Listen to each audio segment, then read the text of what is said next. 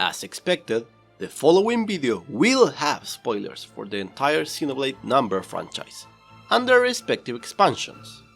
Welcome to another episode of our Xenoblade 3 plus Future Redeemed lore analysis. Today we have some big topics, so please do watch until the end or revisit it later. Let's get straight to the point. Previously we analyzed our predictions and the reasons behind some characters' age. In today's video we'll discuss three topics: the Trinity Processor and Origin, the Sword of the End, and the Rift and Memory Space. Yes, I included the Sword of the End even if I said I wouldn't. The reason being because it's heavily related to what we'll discuss today. Anyways, let's get stuck in. First, the most important part of today's video, as the other topics depend on this one. One of the most important pieces of information that we got in Future Redeemed was the relation between the Trinity Processor and Origin. The fact that Origin was built based on Onto's architecture, thanks to Shulk finding it after Future connected. Plus how the Trinity Processor operates, justifying plenty of similarities. You could say that Origin is a homemade Trinity Processor. First of all, the Trinity Processor works, as stated, with three main computers or cores. That we all know, with Ontos being the arbiter or mediator between Numa and Logos opinions, so Ontos depends on their feedback. This could tie in with the whole Trinity Processor sync rate that Klaus talked about. We also know that their AI genders were kinda predetermined. As stated, Logos was the male persona and Numa the female one. The new information we have about how Origin was built based on Ontos, thus how it operates, can be translated into how we have three pure Mobius, not humans turned Mobius, in Origin's core.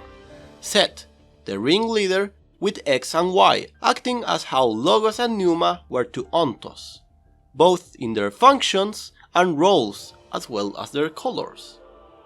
But with the roles reversed, or as a mirror. With Y, the male persona akin to Numa, you will see why, and X, the female one, akin to Logos. You may be wondering, why like this, or why not matching them by gender? Well, we have two important facts to consider. First, their true colors during the final fight, with Z being pink or reddish akin to Ontos, Y being green like Numa, and X purple like Logos. Don't worry, it's not just their colors, as their roles in Ionios are the crucial piece we need, as they relate to Logos and Numa's story and meaning, with X or Logos representing the reason or purpose, as the creator of the ranks and colony culture, and Y/Numa representing the spirit or breath, as the creator of the flame clocks and life energy flow system, as a dark or twisted parallel with the motives and struggles from Malos and Pythra. Malos spent his whole life searching for his role and the reason of existence, and Pythra just wanted to die at first. Purpose and life. X giving a fake culture and purpose to the soldiers, so they kept on fighting for a better rank with better food, etc. And Y just playing with soldiers' lives for his little experiments in how to better harness it, or even talking about harvesting life as if it were fine wine. El mejor del mundo, el Blue Label de Johnny Walker. Having covered that, we are left with the final role, the arbiter, that who takes the final decisions. This role was covered by Ontos on the Trinity Processor and Set on the Origin core. A described her name as well as alphas as a mark of the one at the beginning, that would make Set the last. Both arbiters of their respective computers, and once both existing at the same time in Ionios, the first and the last. Their motives may be opposites, but they are two sides of the same coin. The arbiter, commanding after the decision taken by the respective operators, Klaus and the purpose of creating a new world, and the collective unconscious, who chose the Endless Now respectively.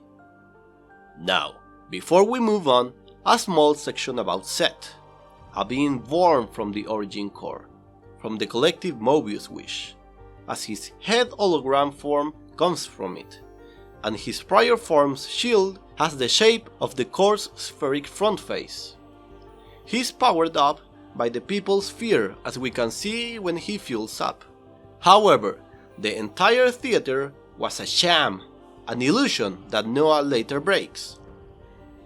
Instead, the theater was the frontispiece of the core all along, and when he fuels up from the Mobius crowd, as this was all an illusion, the nearest thing are the memory cubes that store Ionion's population, just outside the theater, hence the crowd being the cubes with the people. You were fighting the core and the cubes all along. Aside from that, Set mediates between X and Y's feedback. They are also his avatars, those who exercise his will in Ionios, as all the humans turned Mobius are. He grants them immortality and power. Where have I heard that before? But his motives are to execute his programming, the issued command, in this case to maintain everyone alive no matter what, in an endless now. Just how Ontos was issued the command to create a new world, beyond the stagnant one in war, as Klaus commanded.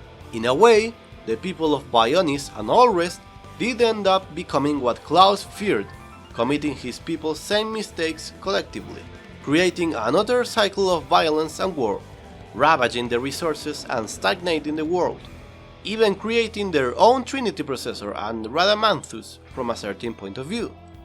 Hence Ontos was about to recreate the experiment.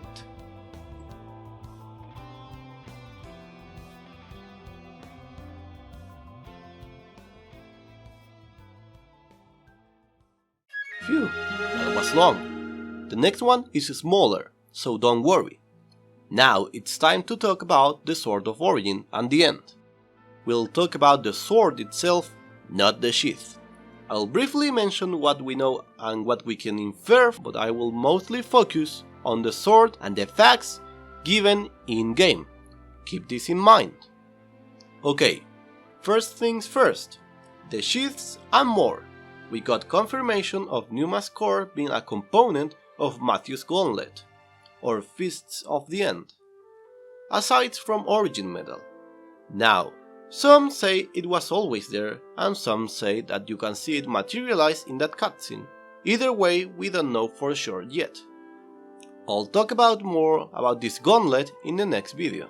We saw the core, and it makes sense, as we saw the core glowing up again in the ending of Xenoblade 2. Some say the core could be part of Noah's gauntlet due to the color, but that we don't know for sure. Others said there is a core crystal shaped cleft in the hand, but it's just a perspective issue, not real, just like the supposed conduit shape on the theater. Now, N having Logos core is not confirmed yet, or as some say, heavily implied. I too believed this at first, but now I'm not so sure. The core vanished, unlike Numa's. The camera shows both the sword and Matthew's gauntlet in that scene, so that light could be either of them, and both glow green. That's the evidence against it. We don't have much in favor of it, aside from thematic parallels, the color, etc. So we don't know yet, it could be it or it could be not. But as I said before, these are issues concerning the sheath. Let's talk about the sword now. As Origin is a homemade Ontos, both being a computer that controls the fabric of its respective world, thanks to the information from the games, we can make a parallel between the Sword of Origin and the Monado 3. Before talking about its origins and properties, let's quickly look at the designs. A long blade summoned in crucial moments with a weird line cylinder inside, plus the hole in the middle, signature of the Monados. However, it can take many forms, the katana one being the lesser one, or a vessel for the true Sword of Origin. But its shape is merely cosmetic. What matters is the will of the wielder. Sounds familiar? Its physical form was forged by Nopans, using origin metal, but the power, the concept, was made by a resonance between these metals and Melia's heart, or key, or rather her own monado, or will, as a creator of origin, where the souls and memories of the people are gathered, and thus power up this sword. You could say that the will of the people is embedded within the sword. It is the sword of origin. It can even cut through the world's very fabric. Now, this came with some issues. It was useless against Set, as the will of the people chose the Endless Now to begin with. Hence, that could explain why the original one took that shape, with the Mobius symbol. You cannot destroy Mobius with that. But they were all deceived, for another one was made. At some point, a new vessel for the Sword of the End was made, and as now stated, this new katana or vessel form not only shares the same properties, the same connection with origin, but it also has important people inside it. Dear people from Melia. Also, for the new name, Lucky 7, we could guess it has 7 people on it. So we can assume it has some prior party members without counting her, Shulk as he was in Ionios, and probably Ricky. For the Tom, he may have died in Ionios. So maybe it has Fiora, Danban, Ryan, Sharla, Kino, Nene, and Tyrea. What matters is that this blade is white instead of the black associated with Mobius and Origin. So we could think of it as a replica of the prior one, but purified with strong wills to fight the Mobius wish. Maybe a parallel of how the Monado 3 was conceived. Even if it was Shulk's Monado, the party also resonated and gave some will energy, just like the Sword of the End appears to be connected to Noah and was his Monado, but neither with the will power of others. Additionally, as we said before, it was made by Melia, who also has the World Ender staff that features similar features, Monado-like, red, gold, blue lights, although Noah's sheath is red because he painted his original Keve sword as red. But nevertheless, Melia also stored the original Monado replica EX, not the one in the cloud storage that Shulk uses in Future Redeemed, and she also had stored Noah's in the concept art. Now, all of this Monado talk may remind you of something, no? Well, let me refresh you. Many, including me, have doubts on why Alvis was carrying the Monado 1, associated with Sansa, in the first Future Redeemed trailer. Well, the next topic can cover that. Okay, here comes a big one, but a little bit blurrier. The main idea of this topic is the rifts are holes that connect a dimension with memory space, an in-between dimension. More on that in a while, and how souls can travel through it with limitations. Memory space, this weird area at the end of Xenoblade 1, with a replica, if not the same, in Origin, called Memory Stage. From here, fog beasts entered Bionis in Xenoblade 1 and Ionios in Xenoblade 3. So it's not just a hole between Bionis and Allrest. You will see why. Now, if Fog Dweller Abacy is the same as Avalanche Abacy due to the name, location and shape, as it appears that super bosses are canon thanks to Belgassas for example, but if not, we still have the Fog King and Klaus for the following explanation. The two worlds were getting closer and closer, the rift being the first signs. However, the intersection was in about 300 days since the final touches to Origin, so these holes appear to have been provoked just by proximity, maybe even the thunders that we saw. The colors and properties of the beings that come from it can prove that memory space existed as an in-between dimension, acting as a gateway between these two realms, through which souls can travel. In Xenoblade 2, Klaus destroyed the world. He then created the blade system and intended to use the Trinity cores for that. However, he says that Ontos triggered a space-time transition event. But this is after speaking about his experiment and fully taking the blame, so this new space transition event, it's not the experiment. But sometime after it? As for the why, Klaus was split, Sansa. His soul was in the outer dimension, as Klaus cannot have more than one soul, and it's stated that Sansa is a soul. But as Alvis explains, they cannot exist as mere souls. Not in the physical world at least. So I imagine this space transition was him hurrying to the rescue to keep him alive, so he could atone for his mistakes, creating or moving this memory space to store them. Anyways, back to the facts. As explained before, souls and memories can inhabit this place, like the deceased Abasi, Sword Spirit, the Fog King, Sansa, and even Ontos. More on that later. But souls cannot survive outside memory space without a physical form, appearing as unstable fog when they are just souls outside. The fog beasts, the fog ones, not the possessed animals, beings that shouldn't exist anymore. Literal ghosts, used as avatars by Alpha in Future Redeemed, or beings like the Fog King, which is just an infernal Guldo from Xenoblade 2. After its defeat, went to the memory space dimension as a soul, and then appeared in Bionis, but unstable, without a body, for better or worse. Abasi to Ionios in a similar process, etc. But with a physical host, it is possible to exist and exercise power in the physical world. The first example being Sansa, Klaus' soul, which through the Monado, his connection to Ontos or Alvis, was capable of storing his soul until a vessel appears. And speaking of Klaus' soul, it was him that pushed the button and accidentally destroyed the world. His wish for the beyond, to be so much more, the aberration towards humanity and their endless struggles. So one could say that rather than Monado 1 being Sansa's Monado, who is Klaus' soul, it is Klaus' Monado. And as explained before, Ontos, or rather Alpha, is following the mission that Klaus gave him, to create a new universe instead of the stagnant one, the old one, that consumed most of its resources, that expired, to evolve to the next level.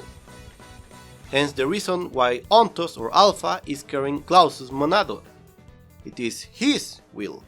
It is Klaus' will. Okay, back to the host thing, the avatar. Ontos, or rather Alpha, needed a host. If you think about it, we only saw and fought Alpha in his Alvis form while inside memory space or memory stage, both in the intro and in the final boss fight. He was trapped there, and to exercise some agency in the world, he needed a host, resonating with Niall's struggles and only appearing before her after a fog beast attack, just as it appeared before Shulk post-Future Connected, after the battle against the Fog King. Shulk then reverse engineers it to design Origin. So, the Fog Beasts and the Fog King were Alpha's first avatars. Short-lived and unstable, they were just carriers, as if we were talking about a parasite. Furthermore, we fight Alpha in memory stage, in a platform similar to the one in Origin, where Noah talks to the Coward, which is the same one where Zed teleports the party to fight Virtual X and Y in separate pocket dimensions. More fuel to the Origin is an Ontos replica if we consider Ontos as the ruler of memory space. Now, two theories regarding this whole process have to do with Xenoblade 2's evolution tree, and how the world of Bionis saw the birth of similar species. As blades in Xenoblade 2 send the data they collect to Numa and Logos, the Master Blades, and we know that they send feedback to Ontos, these options crossed my mind. This collected data is either sent to Ontos, and from Ontos to Klaus' soul, hence Sansa, so his bionic body recreates the animals. Or, which is more probable, the collected data goes directly to Klaus, as stated in Xenoblade 2, and some of this data passes to his soul, or Sansa, so he, as the bionist, recreates them. As we know that at least Klaus is partially aware of what happens to his other half. Anyways, that's all for today. Next episode will be facts and theories about the pre-Future Redeemed world. And then a final episode about Gears, Saga and X, with thoughts on the future of the series considering all of these routes. The divisive topic. As I said before, all of this was one video that had to be fragmented, so I may have forgotten some topics. If you have any ideas or another topics or doubts, please share them on the comments below, as I can come up with evidence and theories regarding it or make a new video. I would truly appreciate if you shared today's video, and the previous one. Is that why you're here? For recognition? To spread awareness of these topics, or to be disproven. Those were some of my finest work. Say. And a massive thank you for the recent support. Anyways, that would be it for today. Have a good one.